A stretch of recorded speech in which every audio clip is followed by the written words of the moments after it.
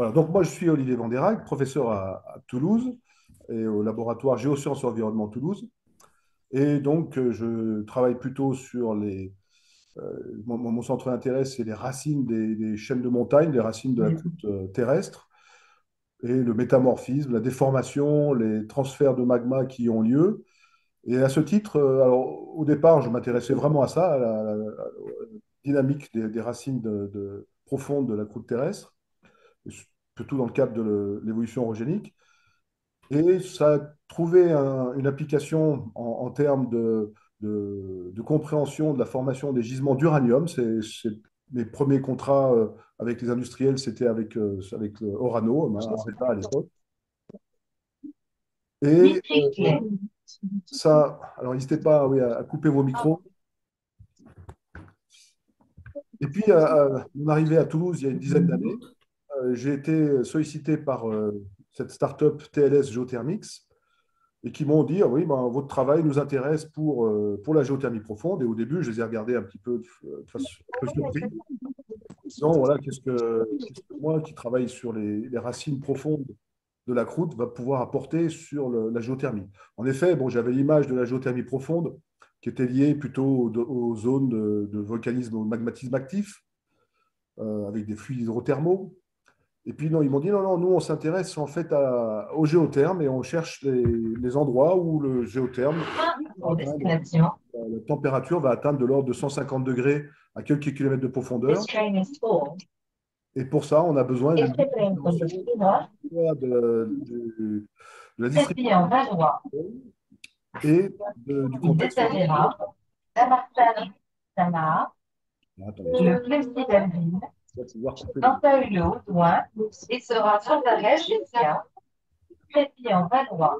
Merci d'éteindre vos micros. Voilà, donc, Monsieur Bouchnari, Dans le RER, les annonces du RER.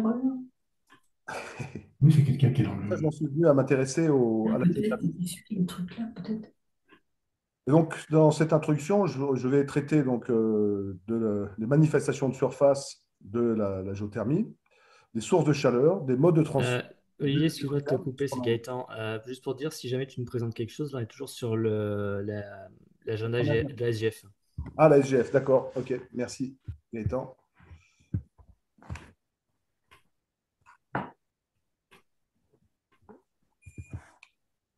Je me repartage. Voilà, normalement, ça doit être terre, machine thermique, là. On est Ouais, bon? c'est bon là.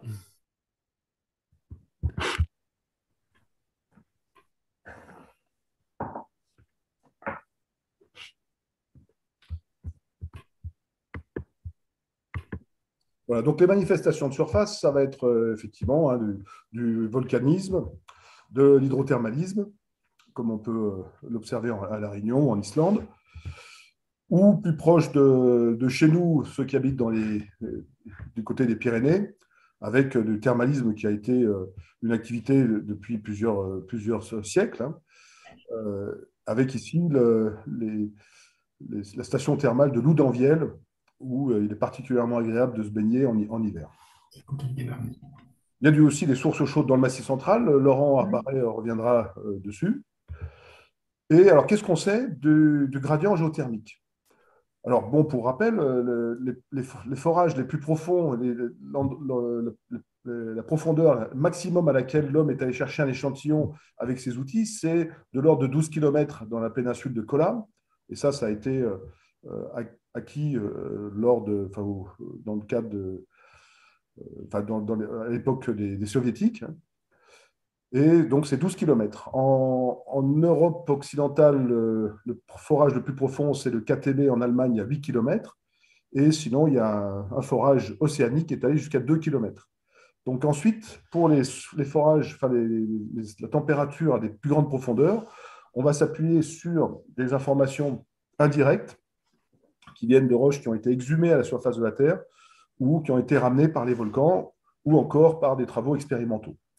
Alors, proche de la surface de la Terre, on sait depuis les premières activités minières profondes que le gradient géothermique est de l'ordre de 20 à 30 degrés centigrades par kilomètre. Et on peut donc, au niveau de ces forages profonds, mesurer le flux de chaleur en surface, le flux de chaleur qui est le gradient de température multiplié par la conductivité thermique et qui se mesure en microwatts par mètre carré. Voilà. Et donc, avec la profondeur qui est orientée vers le bas, ce qui permet d'avoir un flux de chaleur positif orienté vers le haut. Et la conductivité thermique pour des roches classiques de la croûte continentale de granit, c'est de 2,5 à 3,8 watts par mètre par degré. Pour le basalte, 1,7 à 3,3 et la péridotite, 4,2 à 5,8. Ouais, et ce géotherme, donc, il peut être calculé à l'aide de l'équation de la chaleur, qui est l'expression de l'évolution de la température grand T en fonction du temps, petit t, et qui prend en compte un paramètre de production de chaleur, un paramètre de diffusion de la chaleur et un paramètre, donc la diffusion qui est le transfert de chaleur à travers la matière, et un paramètre d'advection de la chaleur qui est le transfert de la chaleur avec la matière à une vitesse grand V. Donc ça, c'est lié au déplacement de la matière. Alors, les mesures du flux de chaleur à l'échelle mondiale, c'est ici une carte qui a été obtenue par interpolation des points de mesure. Alors, il y a en fait pas beaucoup de mesures, hein, et notamment dans les océans. Donc, c'est pas fortement contraint, cette carte. Mais on observe tout de suite, on identifie les dorsales océaniques, qui sont des lieux de fort flux de chaleur, où la lithosphère est mince et donc le gradient thermique est très fort. Les continents, et au fur et à mesure donc on s'éloigne de la dorsale, le flux de chaleur à la surface diminue, et ça c'est en lien avec l'épaississement de la plaque lithosphérique au fur et à mesure de son refroidissement et de son écartement par rapport à la dorsale, son éloignement de la dorsale. Sur les continents, le flux moyen est d'ordre de 40 à 60 milliwatts par mètre carré. Et donc, il est plutôt faible sur les zones cratoniques, les vieux continents, dans le bouclier canadien, dans le bouclier scandinave, la Sibérie, la partie sud de l'Inde ou montagne. Mais il est plus élevé, ce flux de chaleur, au niveau des chaînes de montagne. Ça se voit en particulier au niveau de l'Himalaya, mais là, les mesures sont très peu nombreuses. Et puis, on le voit un peu mieux au niveau de la chaîne alpine, notamment en Europe de l'Ouest. Alors, les sources de chaleur, il y a d'abord la pression terrestre, donc ce qu'on appelle la chaleur primitive, qui est en lien avec la compression gravitaire des matériaux constitutifs de la Terre, de la planète Terre, du fait de l'attraction gravitationnelle. Puis, il y a donc la cristallisation du noyau. Lors de la pression terrestre aussi, il faut prendre en compte les impacts de météorites, hein, qui ont réchauffé la surface et un peu plus de l'intérieur de la planète, la cristallisation du noyau qui dégage de la chaleur et la désintégration des éléments radioactifs. Alors aujourd'hui, les principaux, c'est uranium 238, 235, thorium 232, potassium 40. Mais dans le passé, il y avait des éléments radioactifs donc, avec une période de désintégration qui était beaucoup plus courte, comme l'aluminium ou le tungstène. Et donc, cette désintégration radioactive, du fait de la désintégration de ces isotopes, elle diminue cette source de chaleur au cours de l'histoire de la Terre. Et on voit ici la contribution de ces différents isotopes depuis 4,5 milliards d'années jusqu'à l'actuel.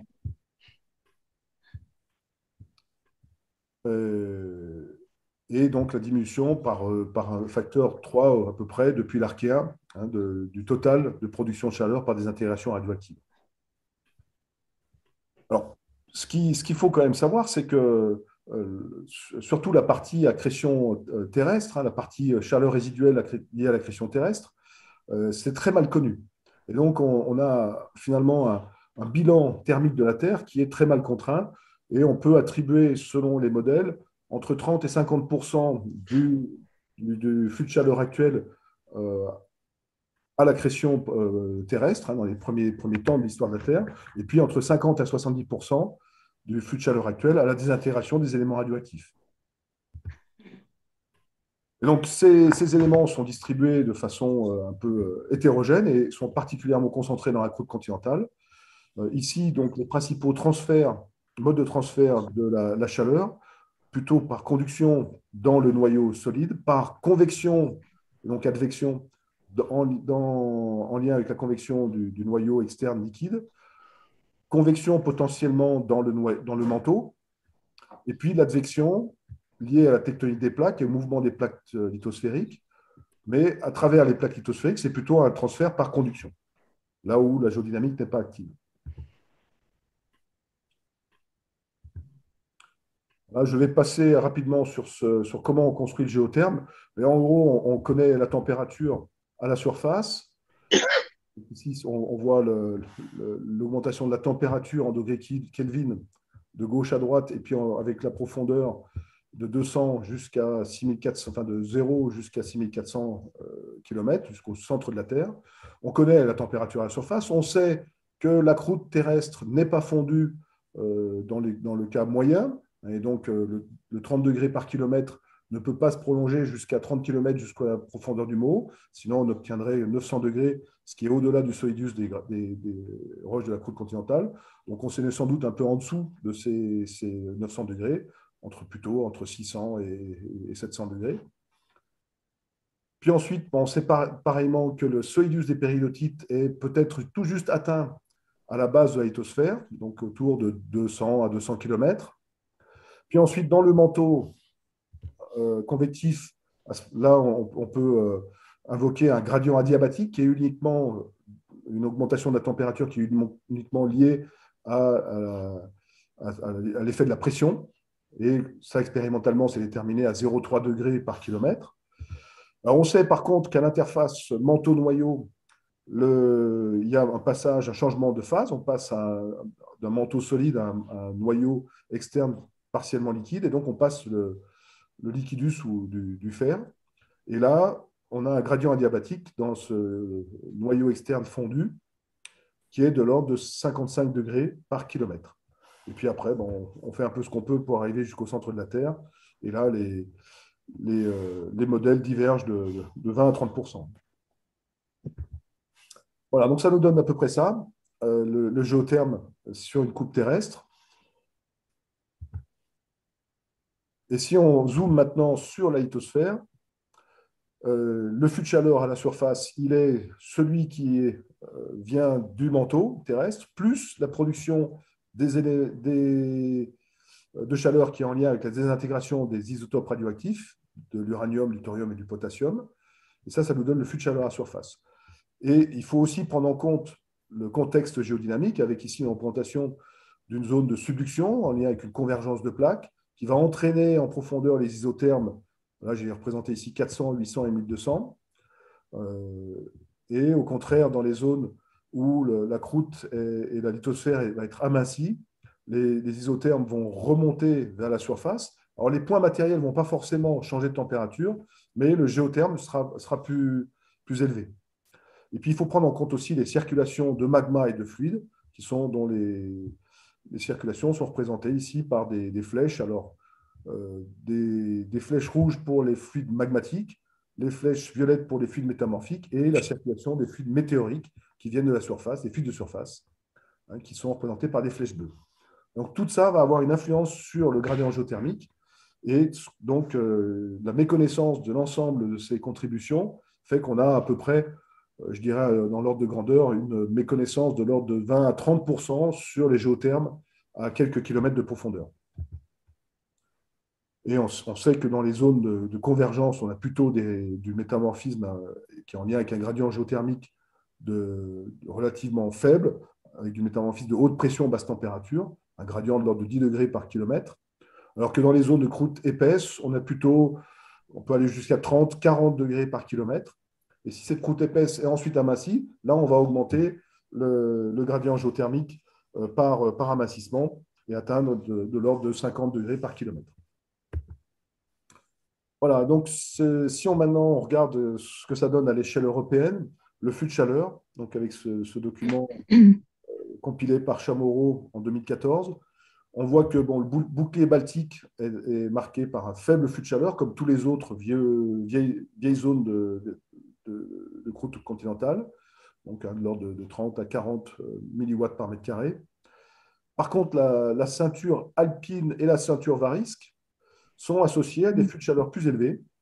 Et là, ce qu'on peut identifier, c'est ce que j'ai souligné par les points rouges, c'est essentiellement les zones de croûte qui étaient préalablement épaissies dans le Massif central, avec une redistribution des éléments radioactifs en lien avec le traumatisme. Je pense que Laurent il reviendra là-dessus, auxquels se superposent pour la partie varisque dans les massifs de Bohême et le Massif central français, le rifting cénozoïque, l'ouverture de rift au Cénozoïque. Et là, c'est les points rouges qui marquent aussi des zones de volcanisme relativement récents, voire actifs.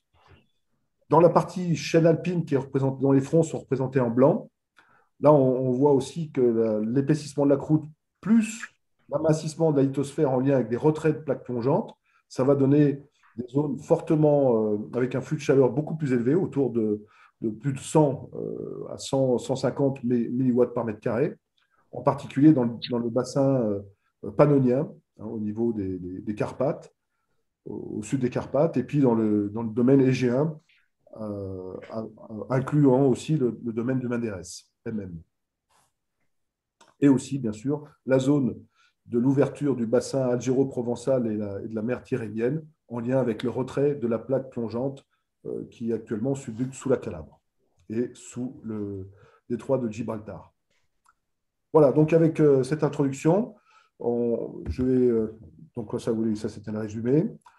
Je vais laisser la parole à Laurent et qui reviendra sur cette carte de la température à moins 4500 mètres, hein, qui est aussi extraite de ce même papier de Chamorro. Donc je vais arrêter le partage et on va passer à la présentation. Et donc, normalement, tu dois aussi pouvoir partager ton écran. Alors peut-être, on peut peut-être commencer par quelques questions. Si tu as des questions sur Olivier, cette partie ou des commentaires de la part de Laurent ou d'autres. Olivier, tu pourras m'activer le partage, s'il te plaît? Pas activé, ok. Voilà, c'est bon. Merci beaucoup. Des questions ou des commentaires? Oui, alors j'ai oublié de mettre une diapo là qui était en. Alors je ne sais pas s'il est là. Oui, Bernard Gogel qui m'a envoyé des diapos et en fait j'ai oublié de mettre la diapo. Le flux de chaleur terrestre, c'est de l'ordre de 44 terawatts actuellement. Hein, et si on transforme ça en terawattheure, par rapport à la consommation d'énergie mondiale par l'humanité, c'est à peu près 3 fois plus. Donc on commence à être des consommateurs d'énergie quasiment du même ordre de grandeur que celui que produit la Terre interne. C'est quand même un élément remarquable. Mais qui laisse quand même un peu de place pour la géothermie profonde. Et c'est sur ces mots-là que je vais passer la parole à Laurent. Merci beaucoup, Olivier, pour cette présentation et cette introduction au sujet. Donc, effectivement, je vous propose ce soir de parler un petit peu de la géothermie profonde en France et voir un petit peu le potentiel. On verra qu'en fait, il y a un potentiel très intéressant, mais qui est actuellement très sous-exploité. Alors, je ne vais pas vous parler des aspects techniques ou industriels, mais on va plutôt parler un petit peu des concepts de cette géothermie profonde. On va commencer avec quelques définitions, puis ensuite on passera un petit peu avec des éléments de contexte, d'abord mondiaux, mais on ira rapidement au niveau national. Et ensuite, je prendrai un exemple en utilisant le domaine crustal du Massif central, et on se rapprochera d'un cas particulier qui est l'exemple de Schautzeg dans le Cantal. Alors, quelques définitions. Pour certains, ça sera assez élémentaire, mais pour d'autres, ça sera des éléments de réponse. Donc, effectivement, la géothermie, on dit souvent que c'est l'exploitation de la chaleur stockée dans le sous-sol, comme l'a présenté Olivier tout à l'heure. En fait, il y a plusieurs géothermies. Il y en a essentiellement trois grands ensembles. Il y a celle qui est de très basse énergie, en dessous en général de 30 degrés. Alors, celle-ci, elle est extraite en général à très faible profondeur, largement en dessous de 100 mètres. C'est ce qu'on connaît actuellement qui est très à la mode. Ce sont les pompes à chaleur au eau. Ils sont très utilisés en ce moment et en grand développement. Alors aussi, il y a la géothermie à moyenne, à basse énergie, entre 30 et 150 degrés. Alors là, ce sont des systèmes géothermiques qui exploitent les aquifères profonds. On descend en général jusqu'à peu près 1500-2000 mètres, voire plus. C'est très utilisé pour le chauffage urbain, collectif, mais par réseau de chaleur. Et on verra qu'en France, la France est un acteur assez important en Europe de cette géothermie moyenne température. Et nous, ce qui va nous intéresser, en fait, c'est la troisième gamme de géothermie, celle de très haute énergie, qui va de 150 à 250 degrés. On peut aller jusqu'à 2500 mètres, voire, vous verrez, pour certains systèmes de production, on peut descendre jusqu'à 5000 mètres. Et c'est celui qui, grâce à sa très haute enthalpie, permet la production d'électricité par l'utilisation d'un système utilisant la vapeur et les turbines. Alors, on voit ici sur ce schéma très classique que vous retrouverez sur le site géothermie.fr, on voit en fait les deux systèmes. Vous avez la très basse énergie ici, aux alentours de 20 jusqu'à à peu près 60 degrés. Donc ça, c'est utilisé soit pour de l'individuel, des petits bâtiments, et c'est basé essentiellement sur les pompes à chaleur de type OO. Ce qui se développe aussi beaucoup dans les grands bassins mésozoïques français, c'est ce qu'on appelle le chauffage urbain collectif. Alors, on va en fait attaquer les nappes phréatiques les plus profondes par exemple, du bassin parisien, on y reviendra tout à l'heure, et on va aller chercher des températures beaucoup plus élevées, aux alentours de 80 degrés, et ça va permettre de produire un chauffage urbain direct à partir de cette chaleur des nappes. Alors, quand on va aller plus en profondeur, on va arriver au niveau de la géothermie dite profonde, voire à très haute énergie. Et là, on va atteindre des températures beaucoup plus élevées, à peu près de 200 degrés, voire 250 degrés. Et donc, on va en général se retrouver dans le socle. Il y a un socle qui doit être fracturé. On y reviendra. Sur ce dessin, vous avez tout à fait à droite un autre système un peu particulier qu'on appelle la très haute énergie, en général très au-delà de 250 degrés.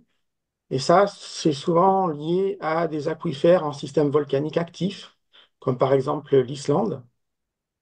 Et on verra que la France, en fait, au niveau des Petites Antilles, est un acteur important de ce type de géothermie très haute température en contexte volcanique actif. Alors, qu'est-ce qu'on produit ici? Vous avez toutes les énergies, depuis la basse énergie jusqu'à la haute énergie. Donc, on voit il y a énormément d'usages de cette géothermie basse énergie. Alors, on va du chauffage individuel au chauffage bâtiment administratif, des systèmes qui sont de type économique comme les pisciculture, l'élevage, etc. Et nous, ce qui va nous intéresser, en fait, c'est les très très hautes énergies pour lesquelles on va atteindre notamment ces températures au-delà de 200 degrés qui vont permettre justement d'avoir suffisamment de vapeur pour avoir un système électrogène. Alors, la géothermie, en fait, un système géothermal, pour qu'il ait un certain potentiel économique, il faut certaines conditions. La première, évidemment, c'est ce que vous a parlé tout à l'heure, Olivier, c'est d'avoir une anomalie thermique, donc un gradient régional thermique anormal, ou alors avoir des cellules convectives qui permettent d'avoir des niveaux de température superficielle grâce au système convectif. Et ça, j'y reviendrai un petit peu à la fin de ma présentation. Il vous faut un réservoir, typiquement ce que je vous ai présenté, c'est-à-dire par exemple des nappes phréatiques profondes au fond, dans le bassin, par exemple, mésozoïque de Paris, sauf dans le cas de certains systèmes sur lesquels je reviendrai un peu plus tard. Et ce qui est très important, en fait, c'est d'avoir une certaine perméabilité au niveau du réservoir. Et ça, c'est quelque chose de fondamental. Et cette perméabilité, en fait, elle est liée à une certaine porosité dans la roche, avec deux systèmes essentiellement. Le plus classique, c'est ce que vous avez en bas à droite ici, c'est une porosité dite de matrice, par exemple dans les grès, du Trias, du bassin de Paris. Et cette porosité, en général, permet d'avoir de grandes perméabilités. Lorsqu'on est dans des systèmes beaucoup moins poreux, par exemple un socle fracturé, on va se retrouver avec une porosité dite de fracture. Donc, c'est des volumes beaucoup moins importants et beaucoup plus difficiles à potentiellement exploiter. Et évidemment, il faut avoir une profondeur pas trop grande pour avoir un impact économique le plus faible possible sur l'exploitation de cette ressource. Alors, pour avoir un système électrogène, on utilise en général des systèmes qu'on appelle les systèmes EGS, qui sont donc des systèmes dits Enhanced Geothermal Systems, qui permettent non, justement de ne pas avoir de réservoir de grand volume et justement d'avoir un système autonome qui va simplement récupérer des calories. Donc on va utiliser un système de boucle qu'on appelle un doublet géothermique. Vous avez une boucle descendante que vous voyez ici en bleu qui permet d'injecter l'eau refroidie à une certaine profondeur, entre 4000 et 5000 mètres ici, dans le cas de sous-forêt. L'eau circule justement dans ce socle fracturé sur une distance suffisamment grande pour qu'elle ait le temps de récupérer les calories. Et lorsqu'elle a atteint une température suffisante, aux alentours de 180 à 200 degrés, on a le second système qui permet de faire remonter euh, l'eau et ensuite la vapeur au niveau des échangeurs. Donc on peut utiliser cette température soit directement pour avoir des échangeurs et faire comme du chauffage urbain, mais en général, ces systèmes EGS sont plutôt consacrés à la production d'électricité directement. Alors, avant de revenir sur les exemples français et ensuite sur le Massif central, quelques éléments de contexte un petit peu plus grande échelle. On va voir qu'en fait, cette production d'électricité par les systèmes géothermiques, elle existe depuis assez longtemps et qu'elle est, dans certains pays, relativement bien développée. Alors là, ici, vous avez une carte générale mondiale et on voit à peu près les principaux producteurs d'électricité à partir des systèmes EGS. Alors le premier, c'est l'Amérique du Nord, avec notamment le Basin and Range et toutes les rocheuses américaines, mais aussi en Alaska. D'autres acteurs importants, c'est l'Asie-Pacifique, avec toute la ceinture de feu, donc le Japon, les Philippines et jusqu'à la Nouvelle-Zélande. Vous avez d'autres acteurs qui sont en volume, en production un peu moins important, mais qui sont très développés, c'est l'Islande, plus proche de nous. Et puis, de nouveaux acteurs sont en train de se développer, notamment en Afrique de l'Est, le long du rift est-africain. Et c'est notamment le cas du Kenya qui se développe énormément en géothermie électrogène. Alors, plus proche de nous, et on va y revenir plus en détail, il y a deux pays qui sont des producteurs d'électricité de type géothermique. C'est la Turquie, avec le Menderes, et l'Italie, qui est un gros producteur, avec notamment au nord de l'Italie, le système central de l'Arderello. Au niveau de la France, en fait, on est un acteur au niveau puissance électrique très faible. On est juste à 16 mégawatts. C'est relativement faible par rapport à notre capacité théorique de production d'énergie électrique avec le système géothermal. Donc là, vous avez une petite synthèse un petit peu des grands pays. Vous voyez qu'on retrouve les États-Unis, l'Indonésie, les Philippines, donc la ceinture de feu du Pacifique, et la Turquie, donc, qui est un gros acteur. Et la France n'est pas classée dans ce système-là. Elle est 14e au niveau de la chaleur simple, c'est-à-dire le chauffage urbain. Mais au niveau électrique, on n'est pas du tout classé dans ce système. Là, je vous ai mis à droite quelque chose d'intéressant. Ce sont les prospectives faites pour le système américain. Et ce qu'on voit, c'est que les énergies dites renouvelables, ici, vous avez les principales, ce sont le vent et l'énergie solaire. Alors, ce sont des énergies qui sont très développées, mais qui ont un inconvénient, c'est qu'elles sont variables et qu'on ne peut pas contrôler, notamment l'hiver, la production de ces énergies-là. Et donc, les prospectives faites aux États-Unis, c'est de faire augmenter de manière très significative des productions électriques qui soient constantes et contrôlées. Et notamment, vous voyez à la base ici, le système qui doit être le plus développé dans le futur aux États-Unis, c'est le système EGS géothermal. Alors, si on revient au niveau du contexte européen, là, vous retrouvez à gauche la carte que vous a présentée Olivier tout à l'heure, c'est-à-dire le géotherme à 4500 mètres de Chamorro en 2014. Et on retrouve les deux grands sites anormaux, si on fait abstraction de l'Islande, qui est un système volcanique pur, c'est-à-dire le Menderes en Turquie et l'Italie, qui sont deux systèmes avec un retrait de l'arc et donc une zone d'extension avec des détachements et ce qui résulte en fait dans l'amincissement de la croûte et donc l'obtention de géothermes anormaux.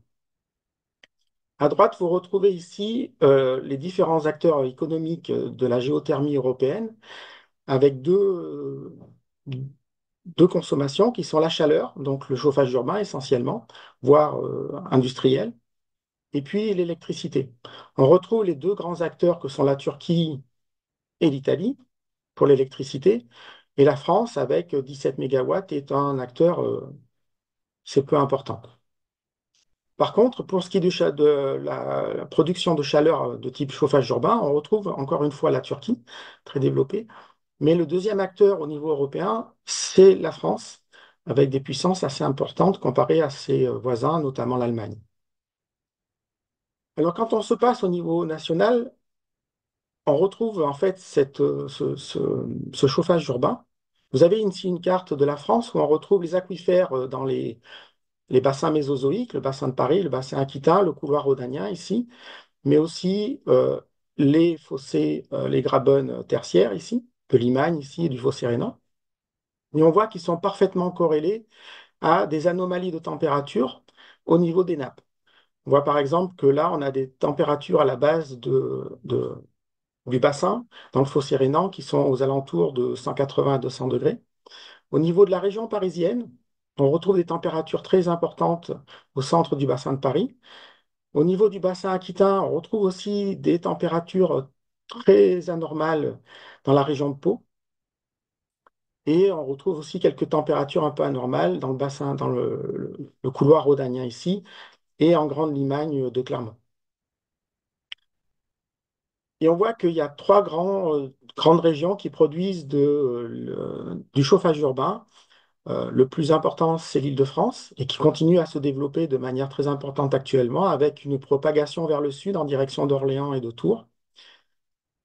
Vous retrouvez le Grand Est, donc là, c'est essentiellement le fossé rhénan, et la Nouvelle-Aquitaine qui se développe énormément dans la partie de Pau, là, notamment avec dans l'idée de réutiliser les grands forages gaziers et pétroliers qui sont plus actifs. Alors, cette production d'énergie renouvelable de type géothermique, quand on la compare en France avec l'ensemble des énergies renouvelables, qui, comme vous pouvez le constater ici, comprend en fait c'est la part des énergies renouvelables sur le mix énergétique français n'est seulement de 20% actuellement. Bien qu'elle ait augmenté énormément, elle a quasiment doublé en à peu près 30 ans, elle reste relativement faible. Et quand on regarde dans toutes ces énergies renouvelables, la part de la production d'électricité ou chauffage urbain en géothermie est très faible parce qu'elle est comprise en fait dans les autres, ici à 3,6%.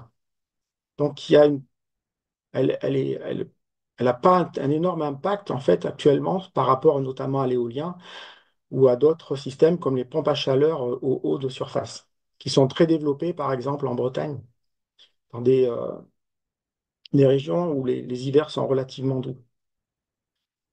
Alors, l'exploitation de l'électricité en France, vous avez vu, c'est à peu près 17 mégawatts, c'est relativement faible. Et en fait, ça cumule la production de deux centrales.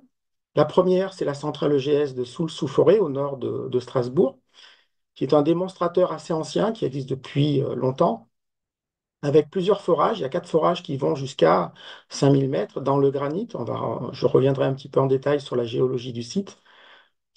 Et ce système produit actuellement à peu près un peu moins de 2 mégawatts d'électricité. Et puis vous avez la centrale de Bouillante. Donc là, on est en Guadeloupe, près de la soufrière de Guadeloupe. On est donc dans un système complètement différent, vous verrez. Et elle produit en fait un peu plus pour des forages qui sont beaucoup moins profonds, des températures beaucoup plus hautes et une production d'électricité un peu plus conséquente puisqu'on atteint à peu près 15 à 16 mégawatts. Alors, si on reste à la Bouillante, on est sur un système volcanique. Vous voyez, vous avez ici la carte avec les petites Antilles, la Guadeloupe, vous avez Basse-Terre ici, la Soufrière est juste ici, au niveau du sud de Basse-Terre.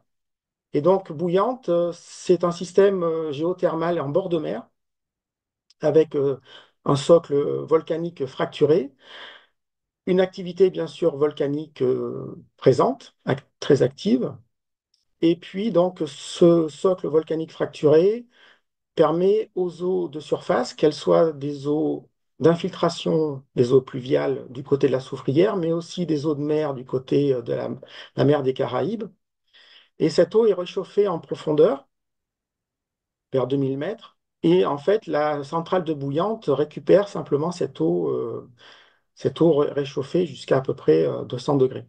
Il y a actuellement une partie de la centrale de bouillante qui est passée en mode EGS, c'est-à-dire avec une réinjection de l'eau refroidie en direction du réservoir profond. Vous avez ici quelque chose d'intéressant, c'est qu'on a ici un comparatif des gradients géothermaux, euh, par exemple du projet Kitabe dont a parlé Olivier tout à l'heure en Allemagne, avec le profil ici. Et on voit que Bouillante a un gradient géothermique extrêmement élevé, puisqu'on monte à peu près à 200-220 degrés en dessous de 1000 mètres de profondeur, 1000 à 1200 mètres de profondeur. C'est le même profil qu'on retrouve à Larderello en Italie, euh, et qui est donc une centrale aussi qui est très utilisée depuis à peu près, je crois, 1904. Donc là, on a un cas très particulier, très classique qu'on va retrouver par exemple en Islande, de systèmes EGS ou de systèmes simplement de récupération d'eau chaude à de très faibles profondeurs. Mais là, il faut avoir un système volcanique très superficiel qui garantit d'avoir justement ce gradient géothermique très anormal. Alors si on revient maintenant en France métropolitaine, se retrouve donc à Soultz-sous-Forêt, qui est ce fameux démonstrateur au nord de Strasbourg. Donc là, on se retrouve dans le Graben, donc dans le bassin tertiaire rhénan, qui est un bassin asymétrique, dont vous avez ici la coupe schématisée. Et donc, on a ces quatre forages qui descendent jusqu'à peu près 5000 mètres et qui vont, en fait, chercher la température dans le socle et non pas dans le bassin. Si on reprend toujours ce diagramme température en fonction de la profondeur, on retrouve ici le gradient géothermique de Soultz-sous-Forêt. Et on s'aperçoit qu'on a un gradient qui est certes anormal, mais beaucoup moins décalé par rapport à Bouillante ou à Larderello en Italie. Et là, on va retrouver des températures exploitables aux alentours de 150, 200 degrés. On va descendre en fait entre 3000 et même pour les plus profonds jusqu'à 5000 mètres de profondeur. Alors, ce démonstrateur qui est en fonction actuellement et qui produit, il a aussi un historique important sur ce que peut engendrer le risque au niveau de ces systèmes géothermiques euh, avec injection d'eau, puisque vous avez certainement en souvenir les événements de sismicité induite en 2020 au nord de Strasbourg. La sismicité induite, en fait, elle est provoquée par les interventions, les injections d'eau au niveau du système profond. Comme je vous l'avais dit au départ, en fait, le problème, c'est qu'on se retrouve notamment à Strasbourg, à grande profondeur, dans un socle qui est fracturé, donc avec une perméabilité de fracture relativement faible, naturellement. Donc, pour garantir une perméabilité suffisante et pour que on puisse avoir un flux d'eau intéressant, suffisamment rapide pour avoir des débits et suffisamment lent pour récupérer les calories, en général, on va régler l'injection, la pression d'eau au niveau du système en profondeur. Donc, ça va réactiver des fractures, voire des anciennes failles, et forcément, ça va engendrer des microséismes. En général, ces microséismes sont très faibles. Vous avez quelques exemples ici. Les plus forts sont montés jusqu'à 2,9 en 2003 à Soultz. Là, vous avez au centre la coupe avec les schématisés, les failles en 3 dimensions sous le système de Soultz. Et on voit ici la zone des microséismes qui se répartissent entre le doublé de forage de Soultz. Donc, ces séismes en général sont relativement faibles, mais il arrive, et ça a été le cas en 2020, dans un autre système qui était en cours de démarrage, où on a eu en fait des séismes suffisamment importants pour être ressentis par la population et pour même avoir quelques dégâts sur les habitations. Donc, ce risque-là est très problématique parce qu'il a un impact extrêmement négatif pour la population. Et d'ailleurs, le projet au nord de Strasbourg en 2020 a été arrêté définitivement suite justement à cette sismicité induite. Alors, la géothermie profonde, elle a aussi un autre impact, c'est qu'il y a aussi un problème de conflit d'usage potentiel avec d'autres systèmes qui utilisent donc les eaux profondes. Le premier dont a parlé aussi Olivier tout à l'heure, c'est le thermalisme. La France a un historique de thermalisme très important avec plus de 100 établissements qui sont à peu près distribués en Occitanie, donc dans les Pyrénées. Vous avez aussi beaucoup d'établissements en Auvergne et puis quelques-unes en Nouvelle-Aquitaine. Donc avec un impact économique très fort. Et certaines de ces eaux sont des eaux qui sont dans des systèmes géothermaux profonds. Un autre conflit d'usage potentiel, c'est pour les eaux embouteillées, notamment les eaux qui sont dites gazeuses, comme Saint-Yorre ou Sainte-Marguerite, qui représentent un important marché au niveau national et qui justement récupèrent des eaux qui sont des eaux plus superficielles, mais qui sont aussi issues de ces systèmes géothermaux à plus grande profondeur.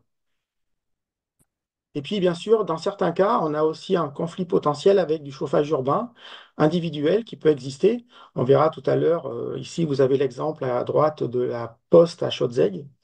Donc là, on a l'utilisation de la ressource, mais une ressource naturelle qui ressort en surface. Bien entendu, s'il y a une exploitation EGS dans le même système en profondeur, on peut s'attendre à avoir des perturbations de ce système en surface. Et évidemment, les usagers vont se retrouver sans cette ressource-là, potentiellement. Alors, pour illustrer un petit peu ça, on va prendre un exemple dans le Massif central. Je vais vous parler un petit peu rapidement de l'intérêt, justement, le potentiel géothermique profond du Massif central, et on se rapprochera un petit peu de l'exemple emblématique de Schautzeg. C'est un site qui est étudié depuis très longtemps, depuis plus d'un siècle, justement pour son intérêt dans un système géothermal de type crustal en contexte granitique. Alors, Olivier, vous en avez déjà parlé, le Massif central, donc la chaîne Varisque, euh, dans sa ceinture périalpine ici, elle a un gros potentiel qui cumule plusieurs facteurs. Le premier, c'est cette anomalie thermique qui est très importante, qui est liée donc à l'amincissement crustal du Massif central. C'est un socle granitique essentiellement, bien sûr, il y a d'autres roches, mais qui est très crustal, avec une fracturation depuis le Tardivaris qui a été énormément réactivé pendant le tertiaire et qui continue à être activé, et avec ce gradient géothermique anormal qui va jusqu'à 5 degrés par 100 mètres. Et bien sûr, on connaît des systèmes géothermaux actifs avec des températures qui sont assez élevées en surface et aussi en profondeur. Alors, cet amincissement, là, je reviens sur la coupe du massif central, c'est lié donc à l'amincissement tertiaire et la croûte, en fait, a perdu à peu près 8 à 10 km d'épaisseur. Donc, on a donc un amincissement de la croûte, la formation de bassins sédimentaires de type Grande Limagne et donc de la remontée de matériaux chauds qui va entraîner donc la fusion partielle de la base de croûte du manteau et qui va provoquer ce volcanisme qu'on connaît dans le Massif central. Ce volcanisme-là, il est relativement ancien puisqu'il a débuté dès le début du tertiaire, notamment essentiellement à l'Oligocène, mais il va surtout se développer à partir de la fin du Miocène, le Pliocène et jusqu'à l'actuel. Il est de deux systèmes. Vous avez un volcanisme monogénique, essentiellement basaltique, mais quelquefois phonolithique comme dans le Velay, qui est ubiquiste et très généralisé, et qu'on va retrouver depuis le nord. Ici, l'extrême nord, c'est la chaîne des Puys, et jusque dans le bas Languedoc, dans la région de Montpellier. Donc ça va former des grands ensembles basaltiques de type Aubrac, par exemple, de Vesse, le Velay qui est plutôt phonolithique.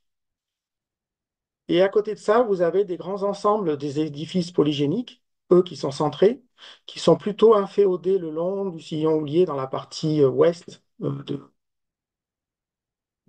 cette zone-là, avec trois grands ensembles qui sont le Cantal, le plus ancien, le Césalier et les Monts d'Or. Donc ces volcans-là, qu'ils soient centrés ou monoïquistes, et dispersés sont l'expression de cette fusion partielle sous la croûte amincie du Massif central.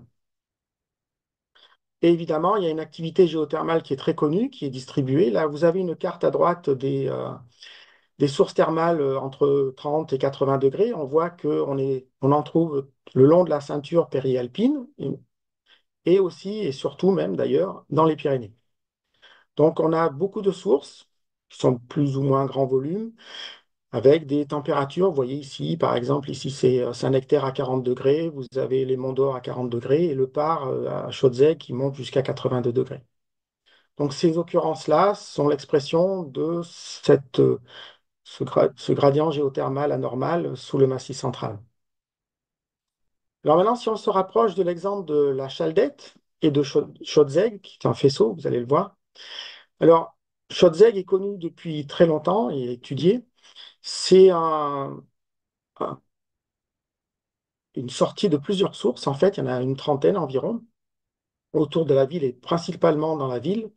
Ça a été utilisé dès le 5e siècle par les Gallo-Romains pour un usage thérapeutique. Ça a été utilisé dès 1332 pour faire du chauffage urbain. Donc la ville s'est construite en fait sur les sources et les gens ont construit les maisons sur les sources pour utiliser la chaleur des sources naturelles. Alors les températures, elles varient de 50 à 82 degrés.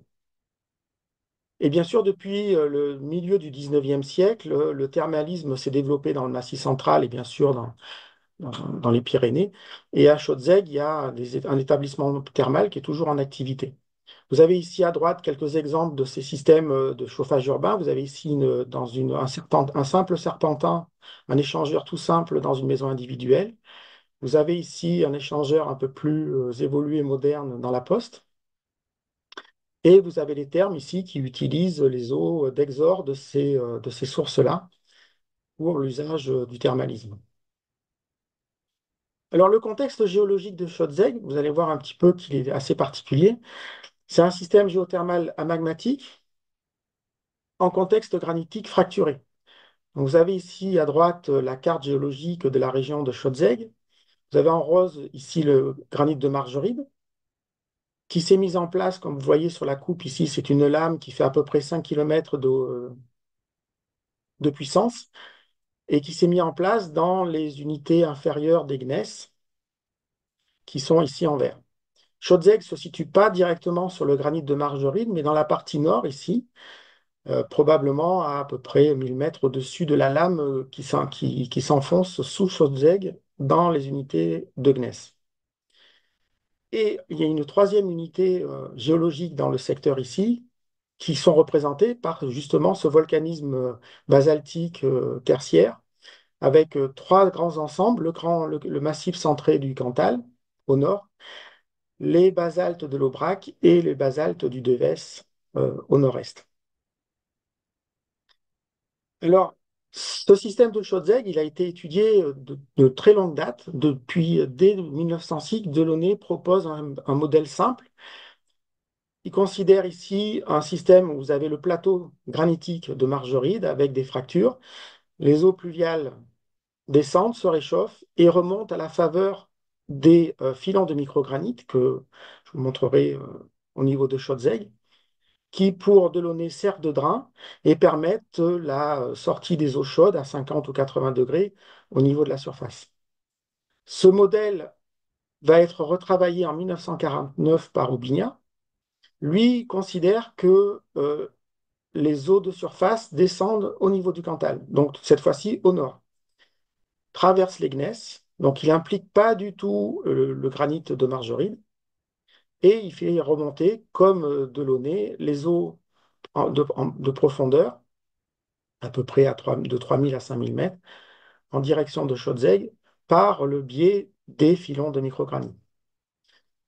Ça va être repris par Hénoux, par Cailleux aussi, et un des modèles les plus aboutis à la fin du XXe siècle, ça va être Vasseur et collaborateurs en 97, qui vont proposer un modèle un petit peu plus abouti, euh, en utilisant donc le granit de Margeride comme réservoir.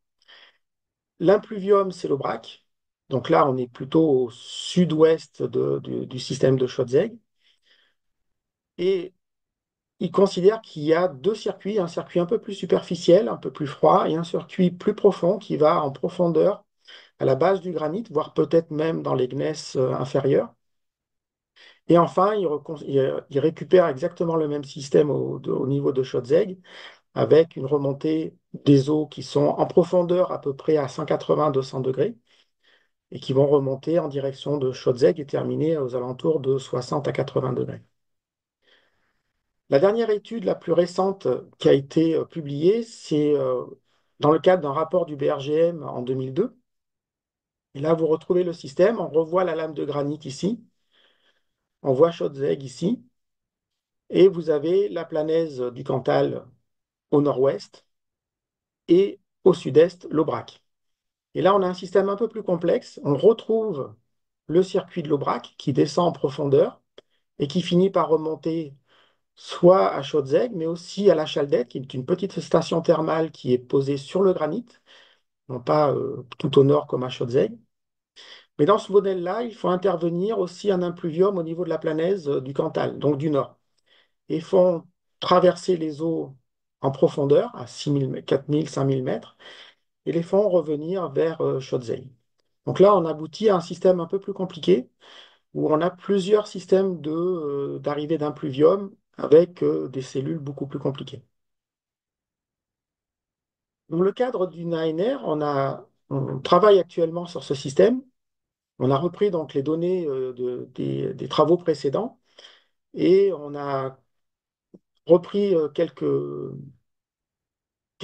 la reprise de données nouvelles, notamment de géologie structurale de terrain, pour essayer de voir les drains, parce que comme vous l'avez vu sur les modèles précédents, il y a deux options qui ont été utilisées, soit les filons de microgranit, soit les failles.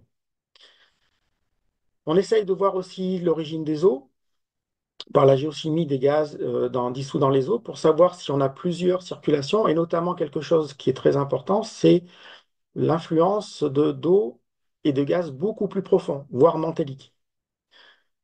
Il y a aussi de la géochimie des eaux pour voir la température du réservoir. Comme je vous l'ai dit, dans les modèles précédents, ils proposaient entre 180 et 200 degrés en profondeur à 5000 mètres. Il y a de la géophysique de type gravimétrie pour voir un petit peu ces drains en profondeur sous le système de Schötzegg. Et l'ensemble des données sont mises à disposition d'une modélisation numérique qui permet de quantifier le système de circulation des eaux en profondeur et voir si les modèles conceptuels qui sont proposés par les auteurs peuvent être reproduits par ce modèle numérique. Alors, quand on regarde un petit peu le système de Schötzegg, vous avez ici la coupe, on retrouve le Cantal au nord, l'Aubrac au sud-ouest, le Devèze. Vous avez ici le trait noir, c'est le bord du granit de Margeride. Donc là, on est dans le granit. Tout au nord, ici, on est dans les gneiss inférieures. On retrouve la station thermale de la Chaldette, le village de Schötzegg. Et sur cette carte, en fait, on a reproduit la densité des failles cumulées. Donc, quand on va vers des températures chaudes ici, on a une densité très forte de faisceaux de failles. Donc, on voit qu'en fait, le granit de Margeride est traversé par des faisceaux de failles qui sont à peu près nord 150, nord 160, qu'on retrouve très bien dans cette partie-là, donc le long de la grande faille de Margeride qui passe près de Saint-Flour, là, le long du bassin du Malzieu. Et on en retrouve, les densités les plus fortes sont dans cette zone justement de la Chaldette et Schötzegg. Donc on est dans une zone ici extrêmement fracturée.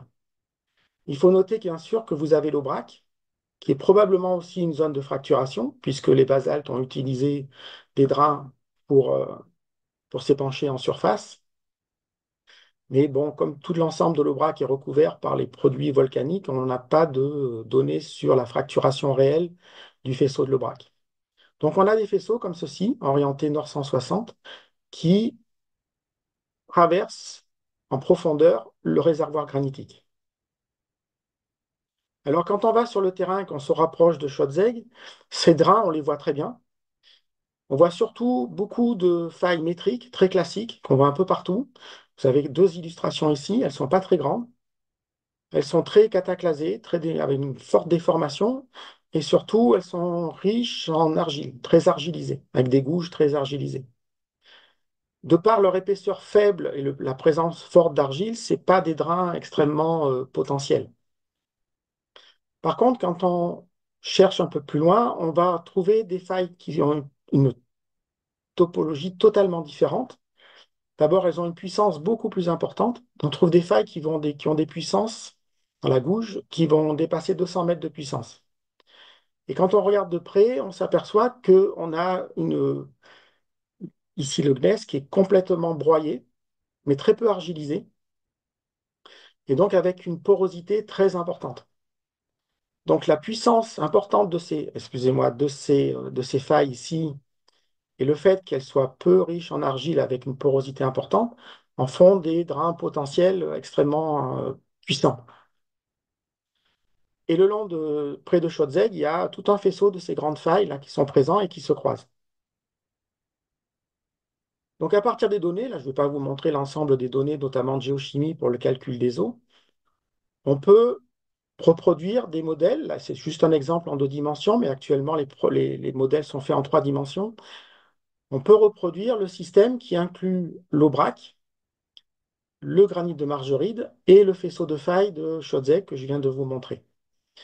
Donc, on considère que l'impluvium, c'est essentiellement l'Aubrac, même si on pense qu'il peut y avoir des arrivées par le nord et aussi peut-être par le plateau de Margeride. Le réservoir, c'est essentiellement le granit, mais pas que. Quand on le voit sur ce modèle, alors, je vais y revenir, il y a probablement des eaux plus profondes. Et les drains, eh bien, c'est des failles de Schottzegg, ces grandes failles très épaisses qui se croisent et qui ont été réactivées pendant le tertiaire. Donc là, vous avez un modèle simple. Vous avez l'Aubrac ici, une sorte de coupe, si vous voulez, quasiment nord-sud. Vous avez l'Aubrac ici avec un faisceau probablement très important de failles verticales, qui sont les anciens drains du volcanisme de l'Aubrac.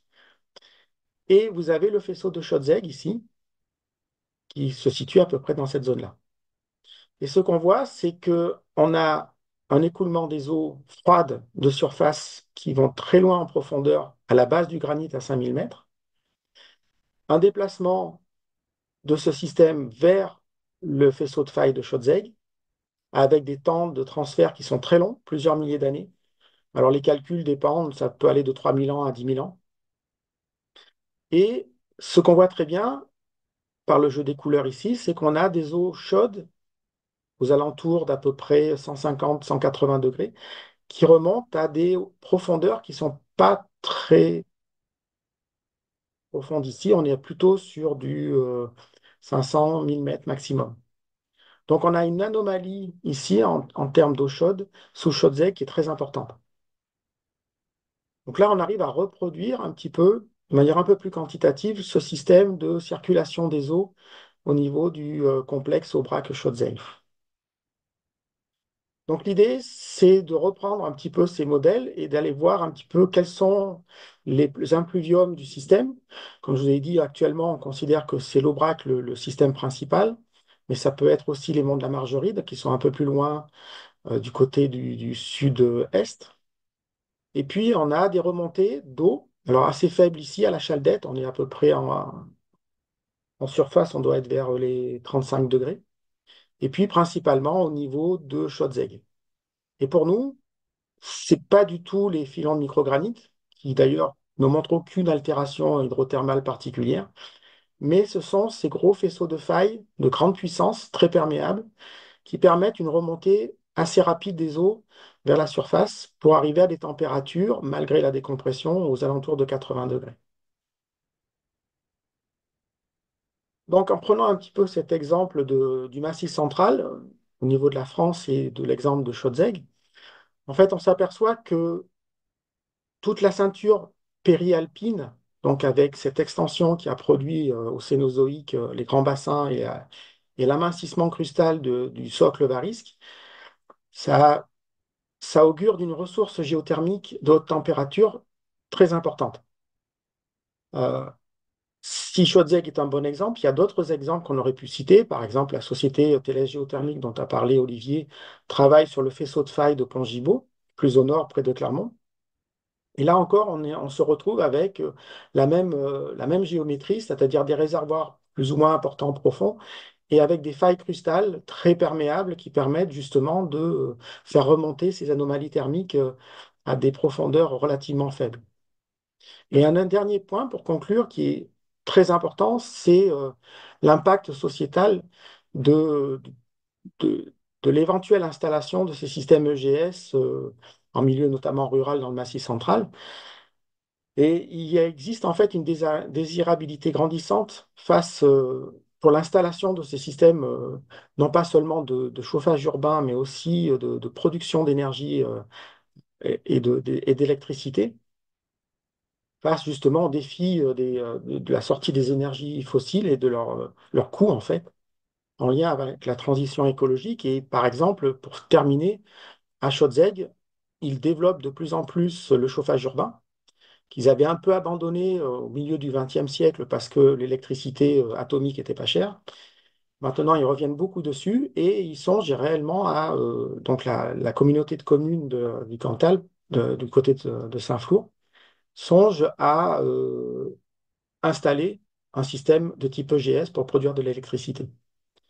Voilà, je vous remercie.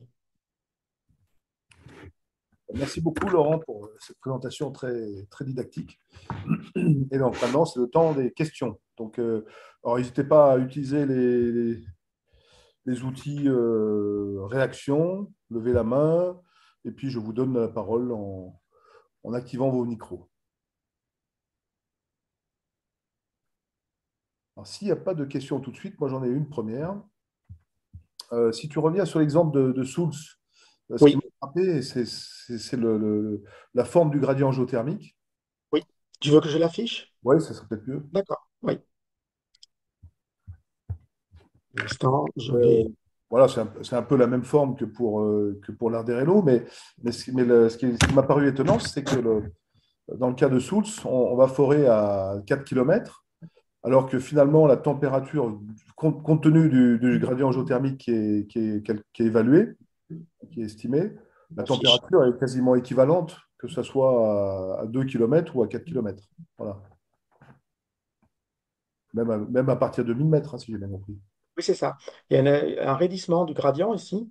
Alors, Alors qu'est-ce là, il y a qui une permet petite faute d'aller parce que chercher sous-forêt descend à 5000, hein. ouais. Ah oui, d'accord. Donc, ils sont allés chercher oui, encore plus Oui, chaud. oui.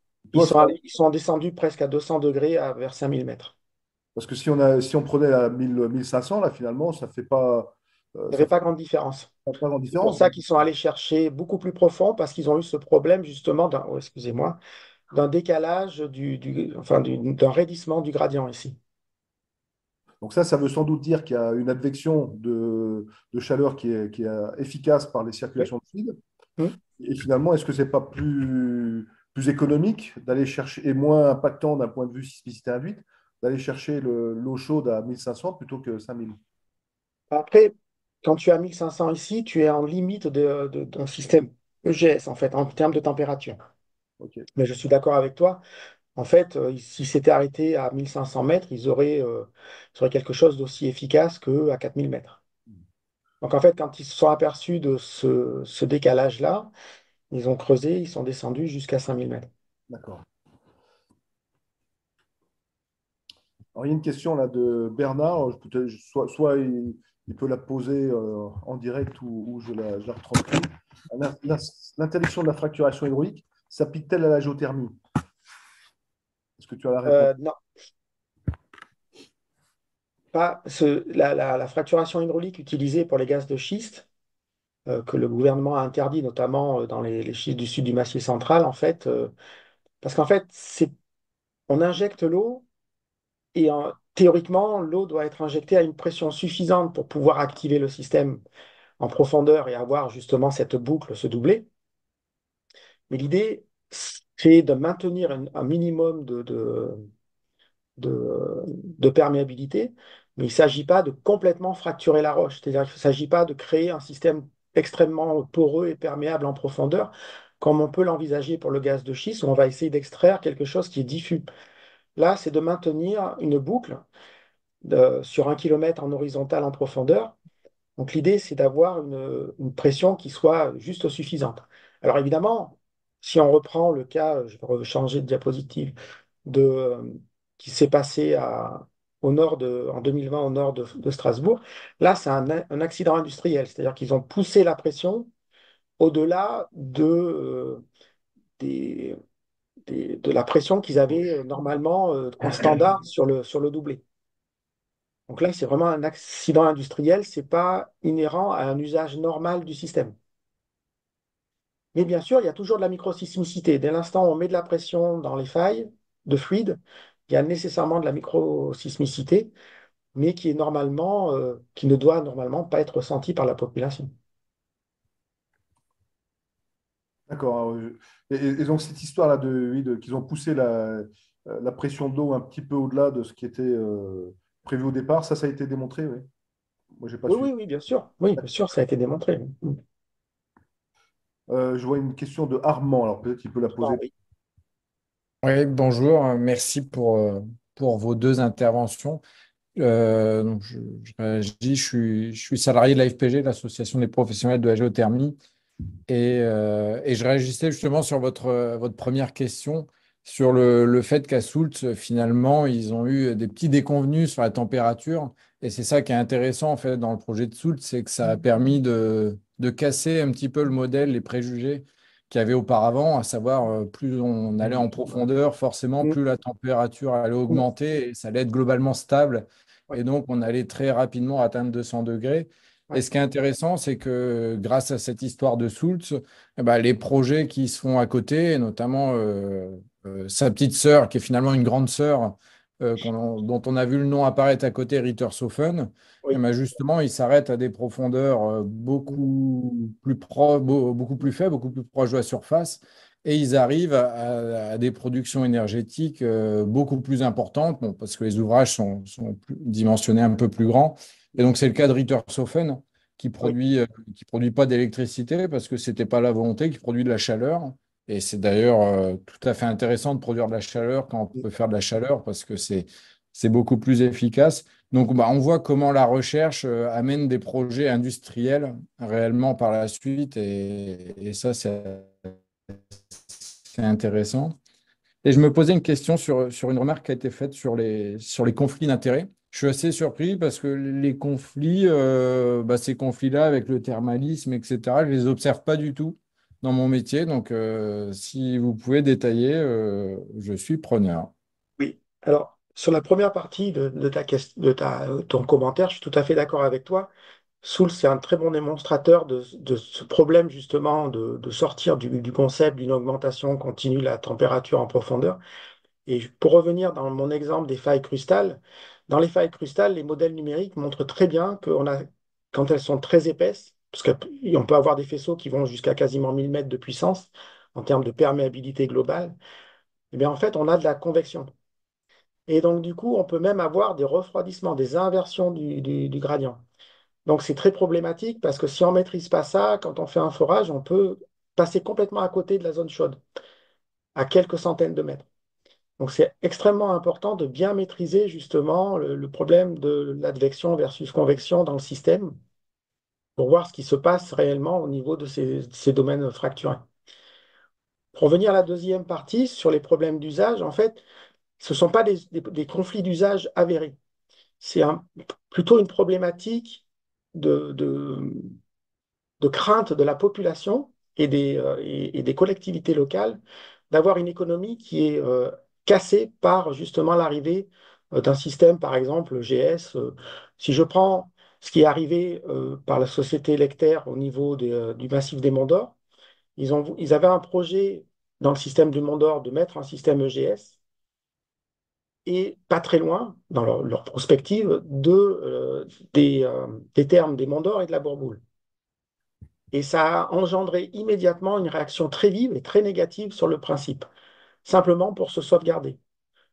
Pour tout dire, dans l'histoire, ils ont même eu peur que ça altère la ressource en eau de surface de type des qu'on appelle les eaux du Mont d'Or, de Grand Barbier, qui n'ont rien à voir puisque c'est des nappes qui sont dans le système volcanique très superficiel et très en hauteur. Donc ça n'a absolument rien à voir avec le système géothermal potentiel profond. Mais en local, ça a généré une réaction extrêmement vive et très négative. Donc c'est quelque chose qu'il faut anticiper et négocier. Je vois à Chaudzec, par exemple, les habitants sont très, très sensibles à tout changement du système. Mais Ouais, c'est donc, vrai qu'il n'y a on voit pas que de conflit ça avéré, de problème avéré. Mm.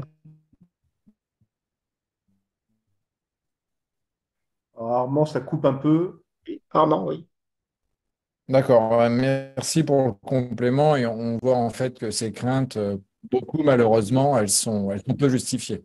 Sont pas justifiés pour la plupart. En tout cas, dans les exemples qui sont à notre portée, et si on va par exemple en Islande ou ailleurs, ou en Turquie par exemple, il n'y a aucun problème enfin aucun problème. On n'a pas un historique lourd de conflits d'usage comme ça entre par exemple le chauffage urbain et les EGS et les thermes, hein. En Turquie, il y a beaucoup de thermalisme. Donc c'est quelque chose qui est plutôt une crainte de perdre la ressource économique, surtout pour les thermes, parce que des villes, par exemple, thermales, c'est l'essentiel de leur activité économique et sur les termes. Donc, parce qu'en fait, ce qu'il faut bien comprendre, c'est pas une question que de volume, parce qu'ils pourraient perdre un peu de volume, bon, voilà. C'est qu'en fait, chaque source, ils ont un agrément qui va dépendre, bon, de la température, mais surtout de la composition. Parce qu'ils vont avoir des soins qui sont en relation, bien sûr, avec la composition des eaux. Et si on change, par exemple, le mixte entre différentes réservoirs d'eau plus ou moins profonds, plus ou moins superficiels, on peut avoir un changement dans la composition des eaux qui sortent au niveau des thermes. Et ils peuvent perdre leur agrément s'ils sortent de la fenêtre de l'agrément en termes de composition des eaux. Donc ça peut se jouer à pas grand-chose. Un autre problème qui sort un peu du système, euh, du cas de la production EGS géothermique, vous avez par exemple à Châtel-Guyon, il y a des sources qui se sont taries, qui ont été arrêtées ou qui ont eu des compositions qui se sont dégradées. Ils ont perdu leur agrément. Et ça, c'est simplement dû au réchauffement climatique avec le problème que les eaux de surface, donc dans le mixte profond, sont moins abondantes. Et du coup, on a une composition qui tire vers la composition des eaux profondes. Et du coup, on sort de l'agrément. Donc à Châtel-Guyon, par exemple, il y a des sources qui sont plus utilisées à cause de ça. Et il y a un projet européen actuel qui a démarré avec l'Espagne, le Portugal et la France, qui travaillent justement sur cette problématique de réchauffement, enfin l'impact du réchauffement climatique sur les termes. Donc vous voyez, c'est une sensibilité de la population et des acteurs économiques locaux qui est très forte. Alors, cet effet là, du changement climatique, il se fait déjà ressentir, parce que tu Oui. parlais tout à l'heure de cycles de l'ordre de 7000 ans là, pour la Sur circulation. Schötzeg, si les chiffres qu'on donne et que Vasseur avait donné aux alentours aussi de 10 000 ans sont vrais, bah, et que ce sont des eaux essentiellement profondes, bah, l'impact du réchauffement climatique, il ne va pas se faire ressentir dans les centaines d'années qui vont suivre, ça c'est sûr. Mais il y a d'autres systèmes un peu plus superficiels, pour l'exemple encore une fois de Châtel-Guyon, où là, c'est déjà actif. D'accord. C'est très clair, merci beaucoup. D'autres questions? Alors moi, j'en ai une un peu technique là, sur le modèle à la fin, Oui, le modèle fluide, circulation fluide, perméabilité. Ah, donc, c'est essentiellement la perméabilité, la pression et donc le gradient géothermique qui sont là évalués, hein, c'est ça? oui. Alors, c'est un modèle qui est thermo-hydromécanique qui n'intègre pas la chimie. Voilà, La c'est chimie, on ne l'intègre pas parce que c'est quelque chose qui est très compliqué à mettre en œuvre. Alors là, je vous ai montré un système en deux dimensions assez simple, qui est facile à visualiser. Mais actuellement, on travaille sur des systèmes en trois dimensions qui sont beaucoup plus pertinents et performants, mais qui sont plus longs en termes de calcul. Là, c'était simplement pour illustrer un petit peu cette boucle naturelle dans le réservoir granitique. Oui, non, ça permet de bien voir ça. Mm. Et donc, la question qui se pose, bien sûr, c'est le contrôle ou l'impact de la taille de la boîte, hein, et le fait que du coup, le fluide n'a pas trop de choix autre que de remonter une fois qu'il atteint la base. Est-ce que ça. C'est considéré, alors, c'est considéré comme ouvert latéralement. D'accord. Donc, ça peut partir sur les bords. Ouais. Tu peux voir, par exemple, Olivier, qu'en bas à droite, on voit les flux de courant qui vont vers la sortie de la boîte, en fait. Ok, et donc là, qu'est-ce que vous mettez comme condition Ah oui, c'est une condition de température à la base? On fixe le gradient Gradient. géothermal. on fixe les perméabilités dans le granit, dans les gneiss et dans les faisceaux de faille. Et celui qui est le plus sensible dans les modèles, qu'on peut faire varier pour voir son impact sur les boucles à grande échelle, c'est la perméabilité dans les failles. C'est un facteur absolument clé. Parce qu'après, dans le granit, par exemple, on peut changer d'un ordre de grandeur la perméabilité. Ça va ralentir ou accélérer le flux, mais ça ne va pas le stopper, par exemple. Mhm. Mais par contre, les boucles convectives, alors là, moi, je n'ai pas mis de détails, par exemple, dans le faisceau de Scholzegg, mais on voit des convections.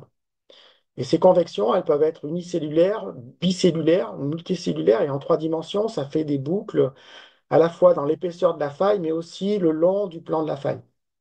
Donc, c'est des systèmes très complexes, finalement, qui sont assez durs à envisager, justement parce qu'on peut avoir, par exemple, dans un coin de la faille, on peut avoir 180 degrés, et puis à 300 mètres, eh ben, on tombe à 50 degrés en profondeur, Ouais. à cause de cette convection très rapide.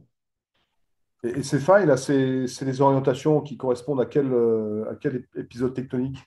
Alors, en fait, c'est des failles, je vais revenir sur Là, tu vois, par exemple, la plupart des failles que tu vois nord 160, nord 150 ici, c'est des failles qui sont d'âge tardivarisque, Ah oui. qui ont été réutilisées pour la mise en place du granit à 310 et qui ont été, pour certaines, hein, pas toutes, réactivées euh, fortement pendant le Cénozoïque.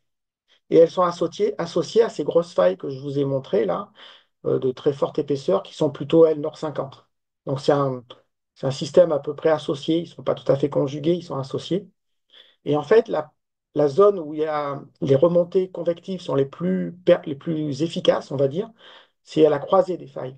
Parce que c'est là où on peut réactiver très facilement en fonction du champ de contrainte régional. Là, vous arrivez à identifier, à distinguer la partie active ou varisque et héritée du varisque et la partie qui a été réactivée, c'est ça? Quand on fait la géologie de terrain, on arrive à voir les failles sont varisques, on voit des failles cénozoïques et on voit celles qui ont été réactivées. D'accord.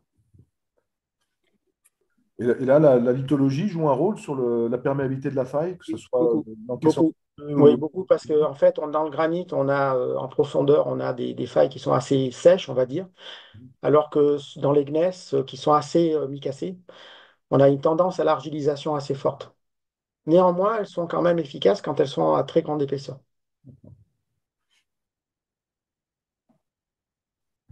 Bon, je vois dans le chat une question bon, je pense à laquelle on a quasiment répondu. Hein, c'est s'il ne pleut plus ou moins à cause du changement climatique, que devient la ressource géothermique à Chaudzeg? On va, Imaginons par exemple que l'impluvium, c'est essentiellement l'Aubrac et qu'on va assécher cette ressource en surface. Ce qu'on ne maîtrise pas vraiment, en fait, c'est la proportion d'eau de surface par rapport aux eaux profondes, voire très profondes de base de croûte. Parce que les données des gaz montrent qu'on a des remontées, leur eau et surtout CO2, du manteau. Donc on a très probablement un apport profond, qui lui est insensible bien sûr au changement climatique. Mais si on est encore une fois, on considère les temps de transfert que j'ai montrés, on est sur des milliers d'années. Donc en fait là, il y a un tampon qui est très fort à ce niveau-là. Mais encore une fois, et je reviens en Limagne et voir dans les monts d'Or, on est peut-être sur des systèmes géothermaux beaucoup plus superficiels et beaucoup plus rapides. Et là, justement, l'impact du réchauffement climatique et donc de l'assèchement, entre guillemets, enfin la faiblesse de l'impluvium, ça peut avoir un impact extrêmement important, hein. Les cellules convectives dans les failles sont très, très sensibles au débit et bien sûr à la perméabilité. Donc on peut les faire s'arrêter ou s'inverser assez facilement. Ah, je vois qu'il y a une question de Laurent Guillou-Frottier là, qui ne trouve pas l'émoticône main levée, mais bon, on te donne la parole, Laurent. Oui, bonjour, bonsoir, bonjour à tous. Bon, très bien, bravo pour vos deux présentations, hein, c'est didactique.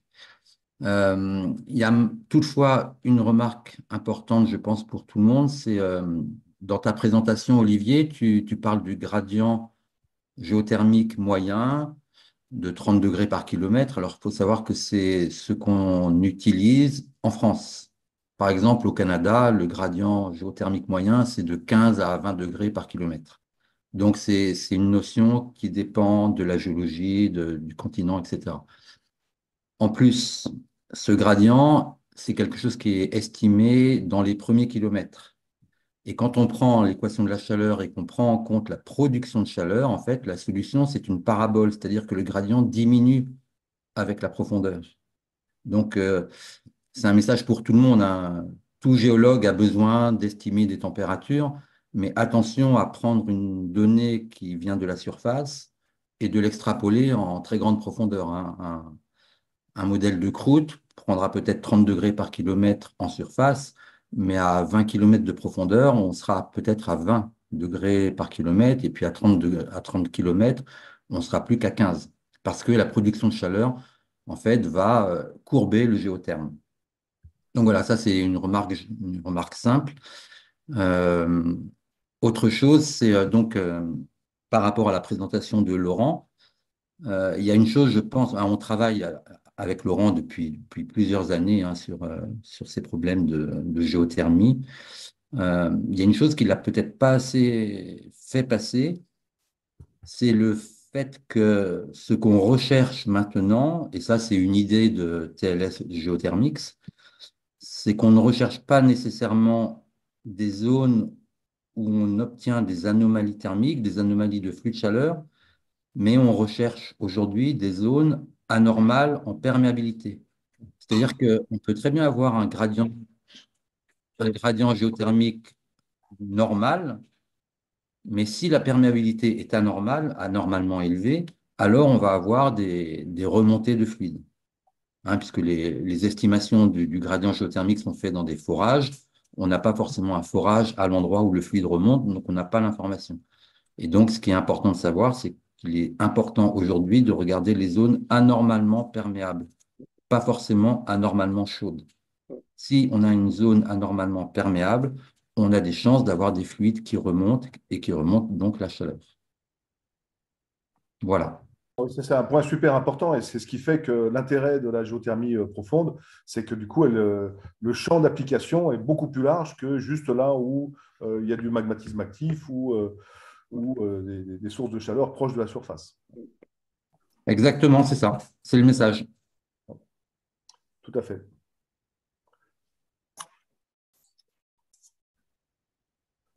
Et si je peux reprendre la parole pour aller exactement dans ce sens-là et renfoncer un peu plus le clou, ah ben, on voit que sur la trentaine de projets à faire sortir en géothermie profonde dans les années qui viennent, 100% de ces projets ou 98% de ces projets vont se faire dans des zones avec un gradient tout à fait normal. Et puis aussi, ne pas oublier que quand on fait de la géothermie, c'est pour soit faire de l'électricité, auquel cas on peut le faire n'importe où, mais on a besoin de la chaleur et on a vu que c'est pas forcément ce qu'on cherchait. Sinon, quand on fait de la chaleur, on a besoin de consommateurs de chaleur. Donc finalement, on fait de la géothermie là où on en a besoin. Et donc c'est pour ça qu'historiquement, on en a fait énormément, massivement en Île-de-France, un peu en Nouvelle-Aquitaine et puis que très ponctuellement ailleurs. Merci pour ces compléments. Et c'est vrai que bon, cet espace de discussion, hein, il est aussi là pour compléter les points de vue académiques par le point de vue de ceux qui développent les activités industrielles, hein, et c'est vraiment voilà, un des objectifs de ces réunions mensuelles. Et y compris aussi donc des questions plus je dirais, naïves de Béotiens, hein, de ceux qui connaissent moins bien et qui souhaitent se documenter. C'est aussi ça l'objectif, hein, de ces réunions. Voilà, s'il n'y a pas plus de questions, je vous donne le rendez-vous au mois prochain, hein, et j'annoncerai donc sur le site de la SGF le sujet de la réunion prochaine. Et n'hésitez pas, alors je n'ai pas fait la pub malheureusement en début de séance, mais n'hésitez pas à adhérer à la SGF, elle en a besoin. Voilà, et on espère que ces réunions et les activités de la SGF vont contribuer à faire en sorte que ça soit un acteur de la société sur les débats qui ont lieu actuellement sur les enjeux du sous-sol. Et bien voilà, sur ce, Bonsoir. Bonsoir. Excusez-moi, s'il vous plaît, d'interrompre. Parce que depuis tout à l'heure, j'attends à ce que la main soit Bon, allez-y, pas de souci. pour J'ai que pas, vous j'ai me pas dit. passez la main. D'accord. Voilà, donc excusez-moi s'il vous plaît. Alors, je me présente, je suis Madame Ilham Chraïbi, je suis professeure à la faculté d'Oujda au Maroc. Je suis intéressée par ce que vous présentez en tant que conférencier. Merci beaucoup pour votre intervention. Alors, moi, j'ai une question plutôt académique et une question des soucis. Alors, la première question, c'est que ce qui m'a frappé un petit peu, c'est qu'au niveau de Souls, sous forêt, au niveau des deux exemples que vous avez donnés, pour les deux régions, aussi bien de bassin de Paris que de Guadeloupe. Alors, au niveau du bassin de Paris, vous avez comme socle le granit. Et au niveau de Guadeloupe, vous avez du volcan sulfuré ou bien avec des sulfures. Alors, est-ce que vous croyez que la nature du socle joue un rôle sur la c'est-à-dire sur les géothermes? D'autant plus que ce que j'ai remarqué, c'est que il y a une activité ou bien un flux géothermique très important au niveau du Guadeloupe par rapport à l'exemple du bassin de Paris.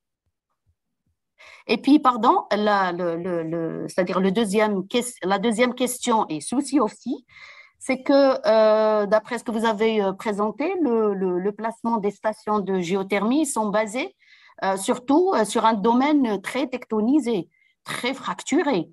Alors, est-ce qu'il n'y a pas un grand risque au niveau bas? Vous avez parlé de ce risque, mais si on ajoute de l'eau qui est injectée, il va jouer le rôle de lubrifiant. Et ça nous rappelle les séismes que nous sommes en train de voir un peu partout au niveau du monde.